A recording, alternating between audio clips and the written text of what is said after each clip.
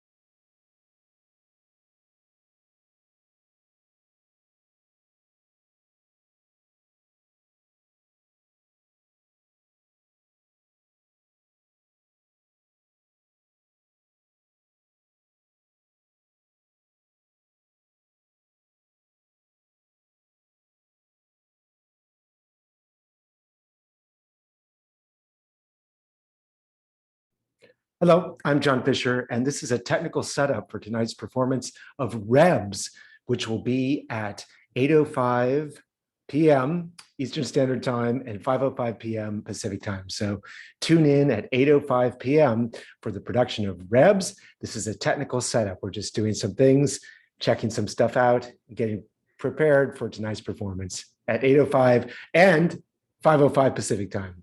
So here we go. Oh, if you're interested in watching this on Zoom and you're seeing on Facebook Live, you can sign up for Zoom at johnfisher.biz, johnfisher.biz. So here we go with some tests for our tech, for our microphone and film. So we're checking for weird echoes or mechanical sounds. Let me just check one thing before we get started.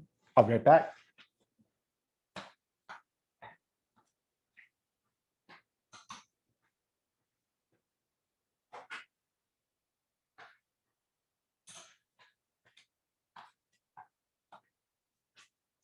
Thank you. To resume our test, we're checking right now for odd mechanical sounds, weird echoes. And now we're checking for sync. We want to make sure we're in sync. Good. And now we're testing our zoom feature on Zoom. Let's see. Oh, there we go.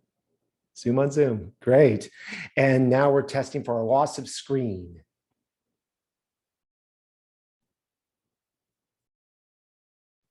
Great. And finally, we're checking for distance from microphone. The distance from the microphone. The distance from the microphone. The distance, we're checking distance sound from the microphone. The distance of the sound from the microphone. Great. So that was test 1. So let's try another test. Let me just make an. And here we go with, that was test 1. You know what, I'm going to start again. Let me start again with test 1, just so we make sure that we are doing everything. Okay, so here we go again with the beginning of test 1 from scratch. This is test 1 from scratch. Okay, now, are there weird echoing sounds or weird mechanical sounds, anything like that? And then let's test our sync. We'll make sure everything's in sync. Great. And now let's test our zoom feature. Great. And now we're testing, still in test 1, we're testing our loss of screen. Loss of screen. Great. And now we are going over to distance from microphone. We're testing for sound distance from microphone.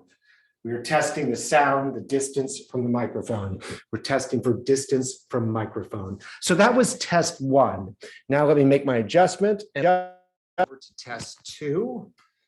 Okay, so this is test 2. Test 2. Okay, and here again, we're listening for echoing sounds or mechanical sounds in my voice. We're now going over to sync. We want to make sure we're all in sync. Excellent. And now we're going over to the zoom feature, testing for that. And now we're testing loss of screen. And finally, distance from microphone. We're testing for distance from microphone. How is the sound distant from the microphone? We are now testing distance from microphone. Excellent. So let me make one more adjustment. And then we will try one last test. This is test 3. We're beginning test 3. Okay, and now let's test for sounds, echoing, mechanical, distortions, anything. Let's test for sync. Okay. Okay, and let's test for the zoom feature, the zoom on Zoom. Excellent. And then we're now testing for loss of screen. Loss of screen. And finally, for distance from microphone. How is the sound distant from microphone? Distance from microphone. Excellent. Thank you. We're still testing distance from microphone. Good. So that is the end of test 3. So let's go over to Facebook Live, and I will be right back after I.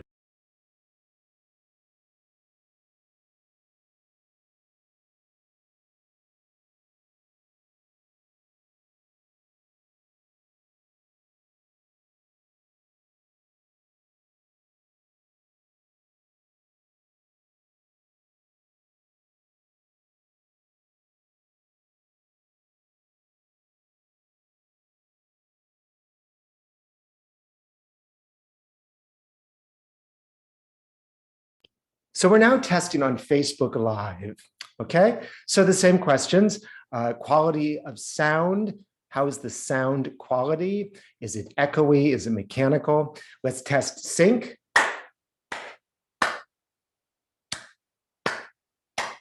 Great. And now let's test for our zoom feature. Great. Let's test for loss of screen. And now let's test for distance from mic. We're now distant from the mic. Distance from mic. We're testing for distance from mic. Okay. And now we're testing distance from mic. Great, thank you very much. I'll check back in later. We're just getting set up tonight for Rebs, which will happen at 8:05 p.m. Eastern Standard Time or 5:05 p.m. Pacific. This is just a technical setup. If you're seeing this on Facebook Live, you'd like to watch it on Zoom, you can go to johnfisher.biz, JOHNFISHER.biz for this free presentation. Okay, I will see you in a bit.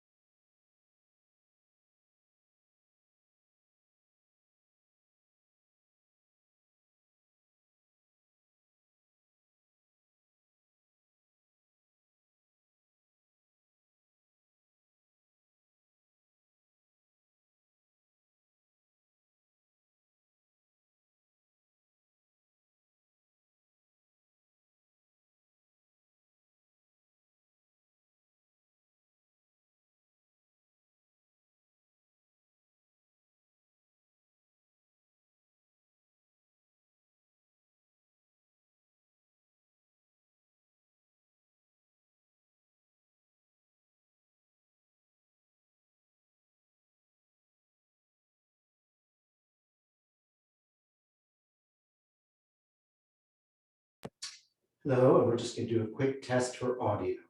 It's just a quick test for audio.